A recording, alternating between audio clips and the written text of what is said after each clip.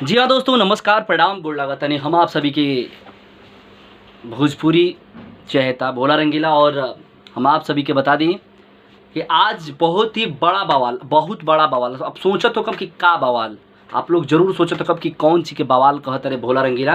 तो आप लोगों के बता दी कि बहुत बवाल 2 दिन से चल रहा बा भोजपुरी में। पता ना का हो गई बा यार, भोजपुरी के पता नजर लाग गई बा। भोजपुरी के हमारा सबसे ज़्यादा गंदा गंदा कलाकारों लोगन के जौन बाटे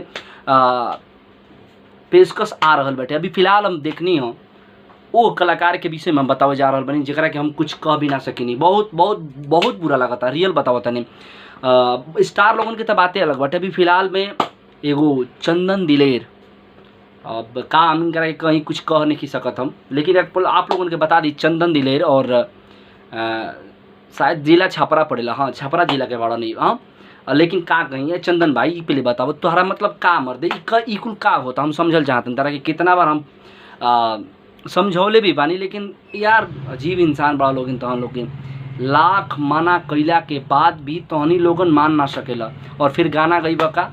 अभी बताई महाराज, अभी इनकर गाना रिलीज भइला आरा बक्सर सार ह, आरा बक्सर सार। आप समझ सक नहीं कि भोजपुरी में ये चीज़ के का कहल जा सकेला। आरा बक्सर सार ह यानी कि बहुत गलत वर्ड यूज़ कल गई।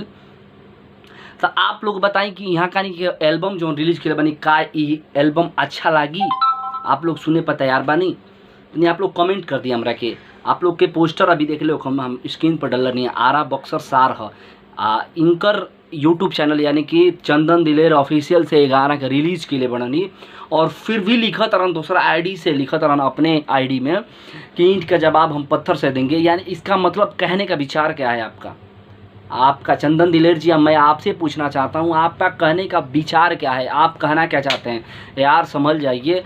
और ये भोजपुरी प्यारी सी भाषा है, इस भोजपुरी भाषा में गंदा वर्ड यूज़ मत कीजिए, वरना सोच लीजिएगा, वरना आप सोच लीजिएगा कि मतलब क्या होने वाला है। ये हमारे भाई लोग आपको बताएंगे कमेंट में। सुनिए, आप कमेंट में जाइए और अभी कमेंट में लिखिए और इनको बताइए। ये वीडियो तो ये पक्का देखेंगे, पक्का है। अरे इनको इतना शेयर कर दीजिए इस वीडियो का, इस वीडियो को आप लोग इतना शेयर कर दीजिए कि ये उन तक पहुँचे और उनको शर्म से झुकना पड़े। रियल बता रहे हैं कि ऐसा गलत वर्ड चंदन दिलेर ही नहीं है, ऐसा कोई सिंगर गाने का मतलब मूड ना करे, ठीक है? वरना सोच लीजिएगा। आप कमेंट ही करिए, नीचे आइए और कमेंट करिए। और मेरे चैनल पे अगर आप नए हैं तो आप सब्सक्राइब कर लीजिए। मैं आपको हर चीज़ जानकारी देता रहूँगा और मैं चाहता हूँ कि भोजपुरी से सभी लोग चाहते हैं, हम भी चाहते हैं, आप भी चाहते हैं कि भोजपुरी से अश्लीलता ख़त्म हो। तो निवेदन है कि आप लोग इस वीडियो को ज़्यादा से ज़्यादा शेयर करें और इस मुहिम को आगे बढ़ाएं। नमस्ते, प्रणाम, लव यू।